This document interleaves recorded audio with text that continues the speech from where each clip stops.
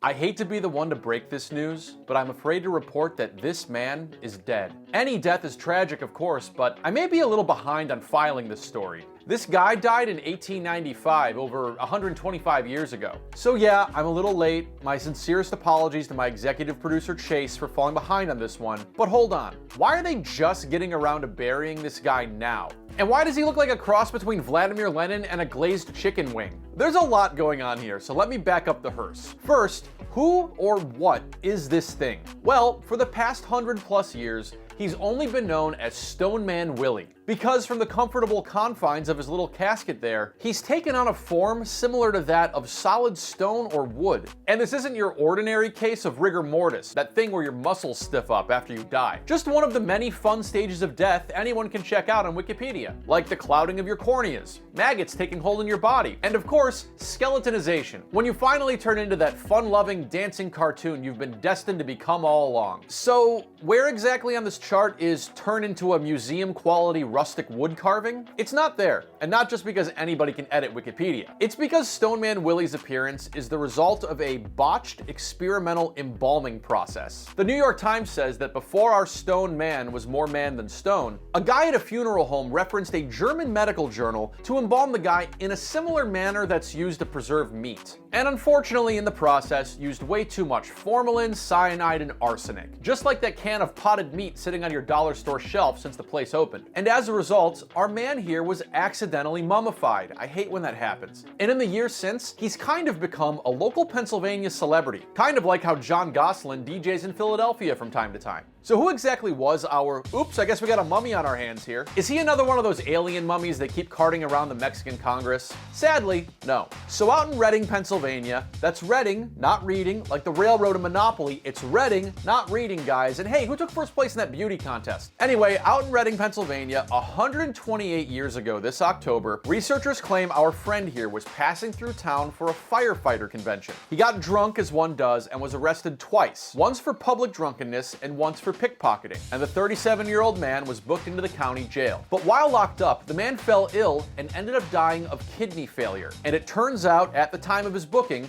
he had given police a fake name. So since then, everyone has pretty much known him as Stoneman Willie. For generations, he's remained on display in Reading. And for Pennsylvanians, peeking a glance at this stiff Willie poking out of a coffin has been something of a rite of passage. But in concert with celebrations commemorating Reading's 275th anniversary, first founded in 1748, Stoneman Willie is finally being laid to rest. And not just as an amusement at a funeral home for people looking to, I don't know, hang out in funeral homes in their spare time. His open casket was finally closed, and on Saturday, a man in a motorcycle attached to the see-through hearse trailer brought Stoneman Willie to his final resting place at a graveyard in Reading. The director of the funeral home told the AFP news agency that this Willie's been gawked at long enough. And in this touching little ceremony, the local legend was finally laid into the ground, decked out in his vintage late 1800s tuxedo, for all to enjoy one last time. Oh yeah, they also revealed Stoneman Willie's real name. It's James Murphy, just like the guy behind LCD Sound System, which also supposedly came to an end many years ago, but nevertheless decided to stick around. Historians say an old cellmate claimed Stoneman Willie took on the fake name of James Penn so he wouldn't put the real name of his wealthy Irish father to shame. Well, Dad, I hope this face made you proud.